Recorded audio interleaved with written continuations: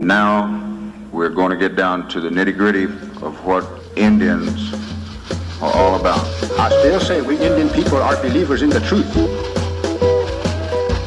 This is the way of life that was given to your people. You're born an Indian, you're going to die an Indian. Indianness is a good life. You're facing an Indian this afternoon. This week on Muskogee Vision, we attended the 2019 Senior Games and spoke with Kathleen Fitzgerald about the Oklahoma and National Senior Games competition. Marcus Lavoie of the Netflix series Chambers spoke with us at the Tribal Film Festival. Nancy Mason from Muskogee Nation Youth Services got us up to date on departmental training to recognize warning signs when dealing with Native youth. And we take a look at a recent meeting for out-of-jurisdiction citizens held in Wichita, Kansas. Thanks for watching Muskogee Vision, and we'll have all that after this quick break. Welcome to Muskogee Vote. Let's begin. Today's category is Ready to Vote. What are Muskogee Creek citizens eligible to do when they reach 18? Register to vote. Correct. What step will allow citizens to actively participate in the Muskogee Creek Nation? Register to vote. Correct. If you are a Muskogee Creek citizen, age 18 or above, please register online or call for more information. And thank you for watching Muskogee Vote. The way we present ourselves sends a message. It can be the loudest voice you have. Let your song ring out. We are still here. Remind the world of your ancestors. Make them never forget the resiliency of Native people. These are threads. These are threads. These are threads. These are threads for the tread you make.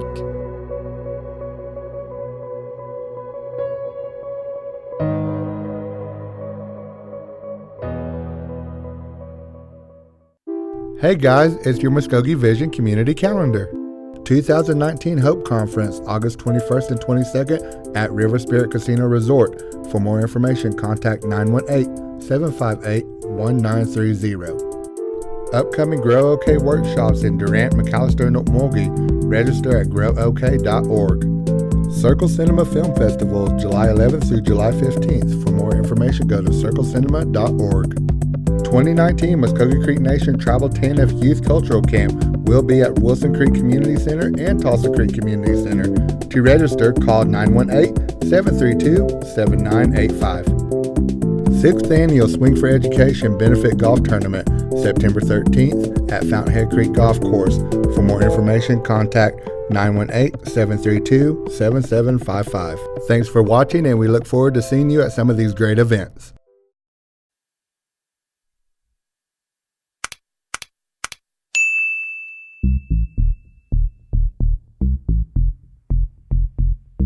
Friday, May 31st, the Claude Cox Omniplex was host to the 2019 Senior Games, an event sponsored by the MCN Elder Services and Diabetes Programs. This event is an opportunity for Muskogee elders to compete in fellowship, as well as get up to date at the many information tables at the event.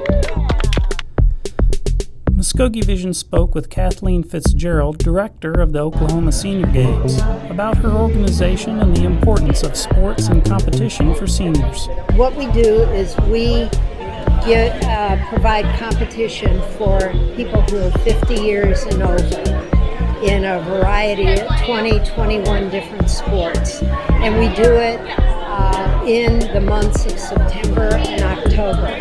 We age group everybody, so you're always competing. It makes you feel like you're back in high school. You're always competing against people who are your age, 50 to 54, 55 to 59. And our organization is sanctioned to send people every other year to national competition. So you have to be one of the top finishers in your age group, in your sport, and you qualify then to go to nationals. When you go to nationals, then you're competing against people from like South Dakota, from California, from all over. And just for example, in my age group, I do the dashes, so there are usually 30, 35 other runners that I'm competing against, but they're all in my age group. And if I do it over a series of years, which I do, then I can see how my times are from one year to the next to the next. So it helps you in two ways. It helps you evaluate your physical performance, but you also make friends, because you'll make friends when you do the games in Oklahoma. You'll make friends when you do them at nationals. Let's say you're an athlete, then you know that date is coming, and so you have to prepare for it. It's not a recreational thing that you just, oh, by the way, you do. You prepare for it, and that helps you with your weight. You get friends. It's like a whole package, not just the games. What we do, we have team sports of basketball. We tried to do softball, but we didn't have enough participants. But we're hoping that will gain some traction there.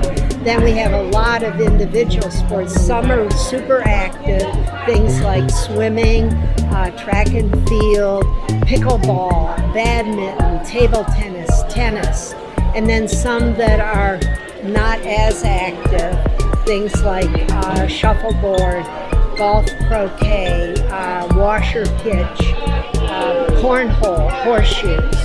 So there's a whole variety of activities that people can do, and some things you can do alone, like archery. And we have one of the women is a national caliber archer that participates in the games. Some you need a partner, or you're more comfortable with a partner. Half of our money comes from fees that we charge for athletes to participate. Half of it comes from sponsors. We do have one angel grant that helps us, but that's basically our funding. National competition is really cool. They move it from around different areas in the nation. Last time it was in Birmingham, Alabama. This year in June, it's going to be in Albuquerque, New Mexico. And then 2 years hence, it's going to be in Fort Lauderdale, Florida. And nationals are every other year, so this is not a qualifying year for nationals, but next year will be. We have a men's softball team, 85 and over, going to nationals, and a huge number of them are Native American. It is so cool because what has happened is they used to play on different teams. So they kept in touch all through the years. And now a lot of people have died or have dementia or whatever. So these people have come together. If you are interested in participating or supporting the Oklahoma Senior Games, go to okseniorgames.com or contact Kathleen at 727-776-1877.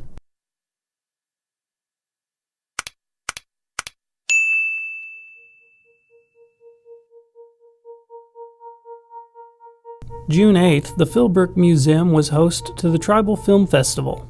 Headlining the event was a sneak peek at the new series Blackwater.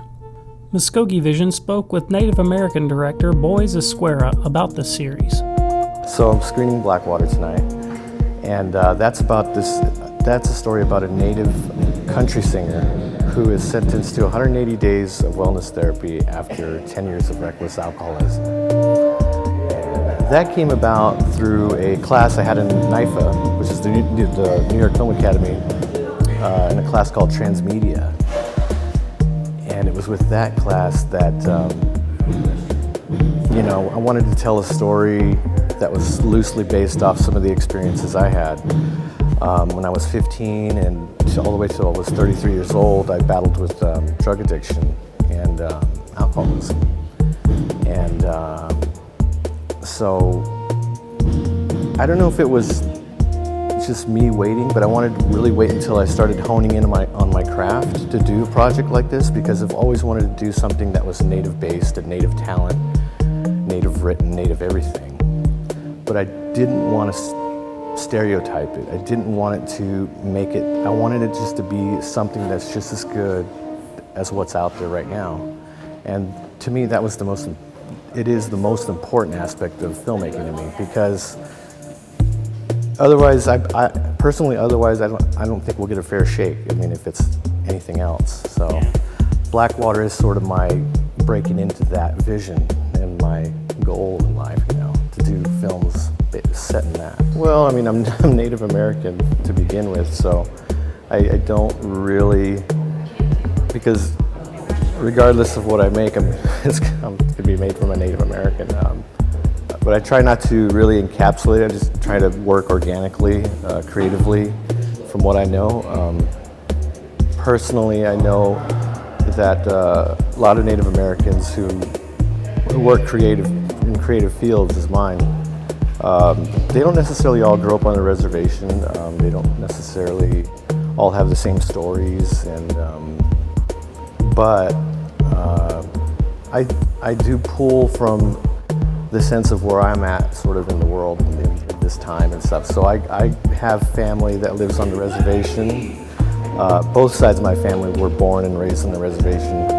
I was actually born in Phoenix. I was the only one out of 3 brothers that got to live and grow up in the city. And I would periodically come back and always visit family, and then I even lived on the reservation for a while. So I know that culture and I know that life. I know my family's roots and their values and such and stories. I mean, I've been in film school. In 2011, I had kind of found my calling, and my tribe ended up sending me to get my BA in digital film and video production in Phoenix. And then I went off to Burbank in California at the New York Film Academy to get my MFA in filmmaking. So that was about a total of 6 years in school. And through that time I was just kind of, learning at the time and doing many short film projects and such like that. It wasn't until 2017 I actually started polishing up on, my craft, and I made a short thesis film called Cowboy, and that ended up garnering a lot of awards. One in particular was I won Best Director at the LA Skins Fest in Hollywood, which is probably the up-and-coming biggest Native American festival in Los Angeles area now. And we also, garnered talent. His name is Tony Amendola, who starred in it. And then it just kind of took off from there. So it screened in a lot of festivals all across the U.S. and even one, I think, overseas. And then I'm also still in school as I talk right now. I'm getting my MFA in screenwriting as well. Well, the tribe's always been helping me out. The tribe helped me get to where I'm at today, and they're still helping me.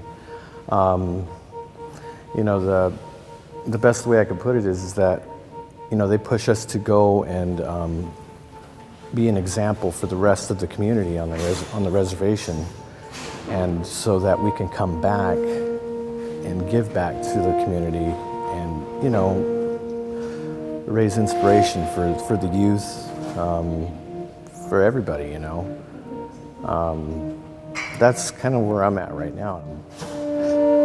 Out in the world, striving to do the best I can in this field, and they support me, 100%. I love my tribe to death. I couldn't be more thankful, for all the help they've given me. So I think it's that kind of message that that needs to be spread through other reservations, through other areas of the United States with indigenous communities and such. If you haven't liked us on Facebook yet, go to Blackwater the Series on Facebook, Blackwater the Series on Instagram. Check it out. There's some trailers floating around on those pages, and yeah. Also in attendance at the festival was Marcus Lavoie, who plays Big Frank Yazzie in the hit Netflix series Chambers. Well, I was born and raised on White Earth Reservation, Minnesota, the Chippewa Nation, and my parents divorced at a young age, so I went with my mother to California. Lost complete ties with my heritage, my culture. Married later on in life. My wife, 1 year from my birthday, contacted a private investigator and actually found my family back on the reservation. My dad, and I have a brother and 2 sisters back there, and I was reunited with them, and we've been very close ever since. So having said all that, it's like I'm now learning my culture, learning my heritage, and being a part of new shows that are up and coming. I'm diving more into where I'm from and who I'm from, and it is such an honor to learn where your roots are and then be able to represent that in film and television. There's no greater honor. I mean, I think DNA plays a part in who we are and where we're from. I mean, at different races and different cultural backgrounds, I think are played out in who we are and how we act.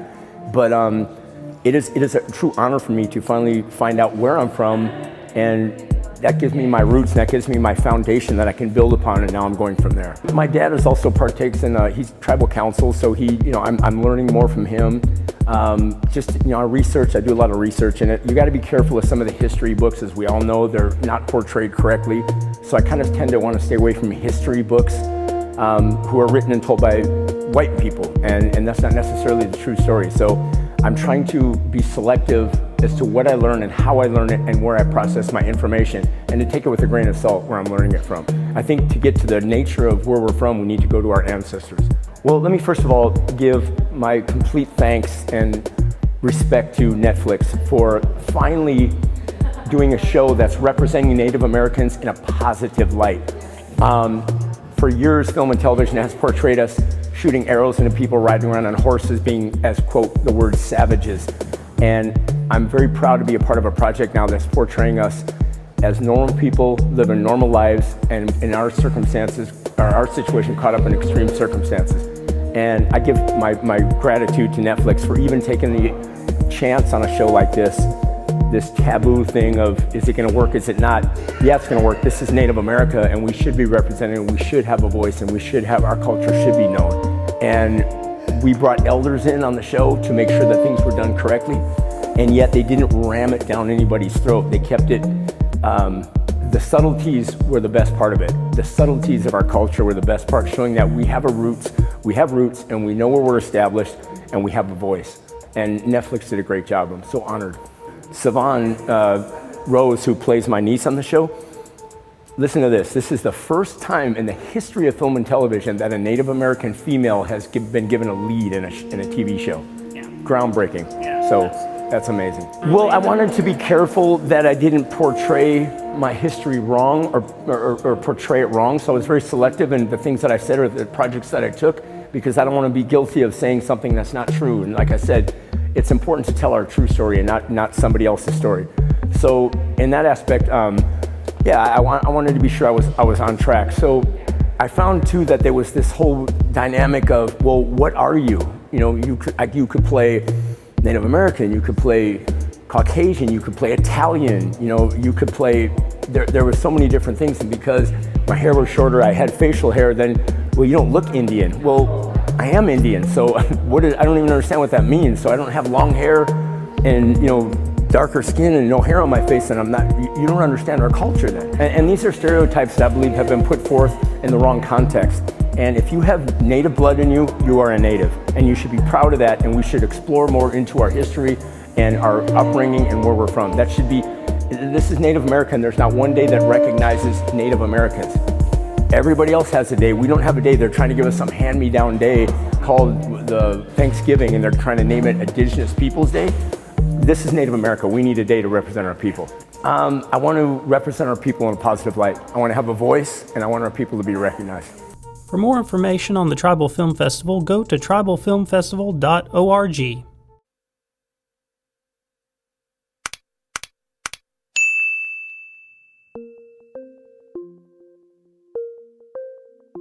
This is our youth mental health first aid training.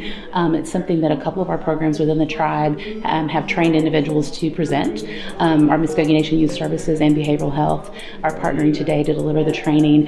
The intent of it is to help anybody who interacts with young people to be equipped to handle a situation where that young person might be at risk of suicide or suffering from mental health disorders or issues, and helps them to get the tools that they need to get them connected to the appropriate resources, because as individuals just in the community, we may not always know what to do.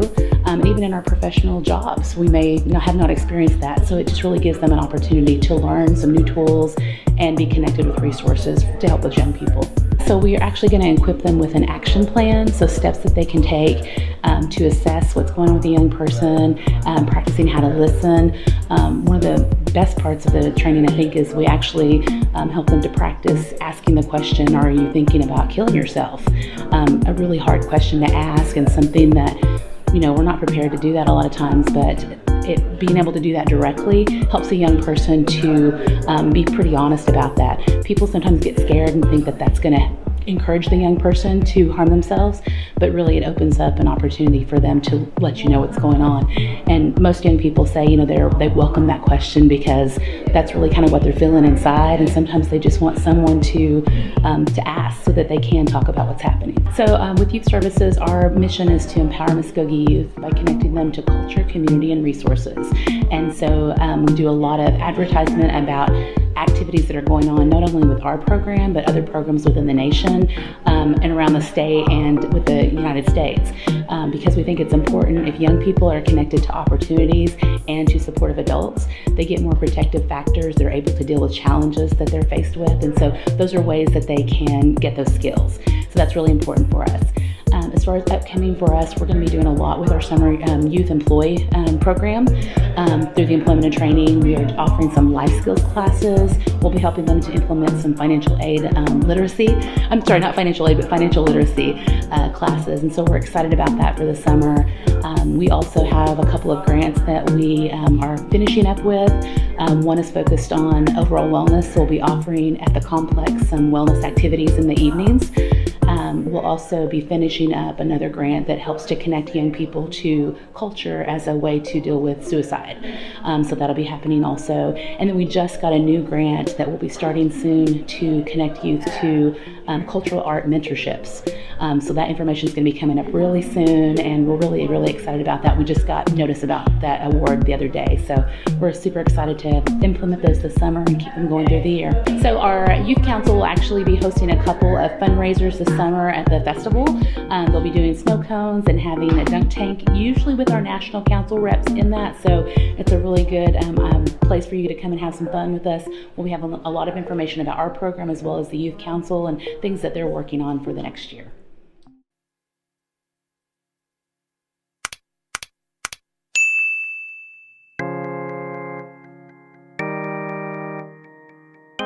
June 27th, the McAdams Recreation Center in Wichita, Kansas was host to the first ever Kansas Creeks meeting. The event was an opportunity for citizens that live out of the jurisdiction to fellowship and learn about important programs offered by the tribe. The Muskogee Creek Nation Election Board and Citizenship Office were also on hand to enroll new citizens and register them to vote. Muskogee Vision spoke with event sponsor and Creek citizen Eli Grayson about the goals for the meeting.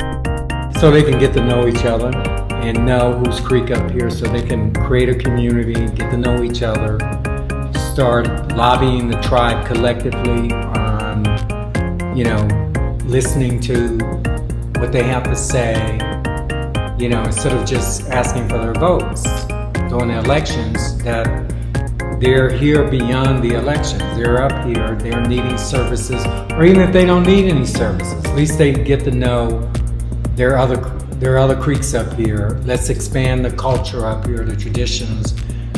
If they want to do tribal programs as far as learning the language and history and things, just getting to know one another.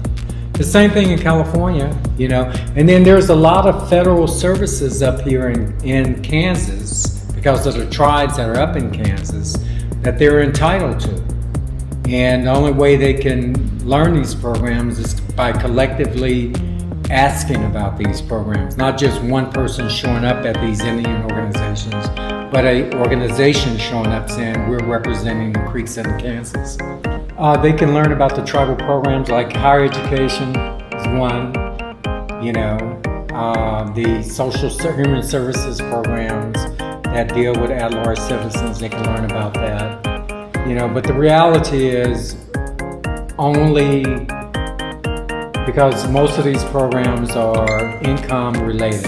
A lot of people won't be able to qualify for them. But still, they can get an organization going up here, and whatever they want to do with that organization, they can deal with that organization, whether it's getting together for cultural stuff or family picnics or whatever, just to get to know each other.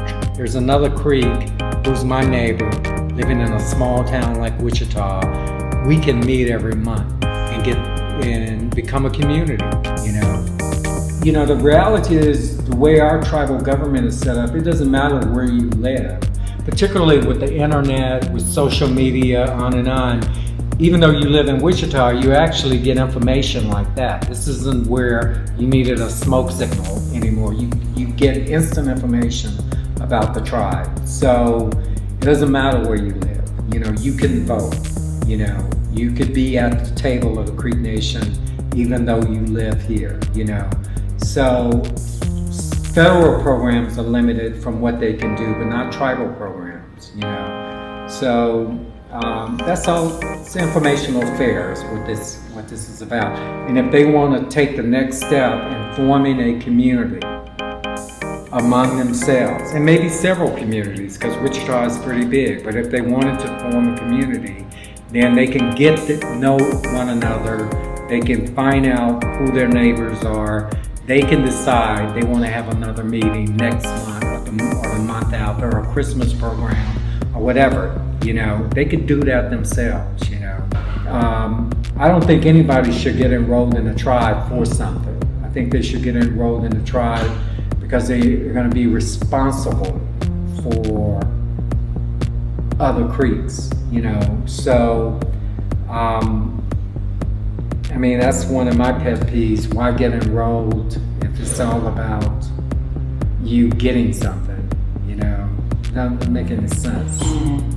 Get enrolled because you got something to offer. And if it's just lifting tables, get enrolled. If that's all you got to offer, get enrolled for that.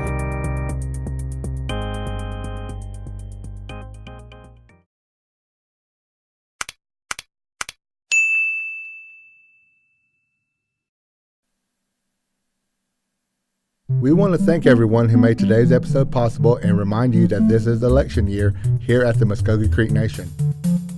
With that in mind, July 15th is the official filing day for candidates here at the Nation, and as usual, Muskogee Vision will have video profiles for each of the candidates that wish to participate. After the filing period, we will be featuring videos for each district on the program. These videos will be edited to run in the allotted time of the program, but the full videos will be on our YouTube channel. So be sure to head on over and subscribe to our channel for notifications. And once again, thanks for watching Muskogee Vision, and remember, Madomis thank you, and Hadum Jiyajathis means see you later.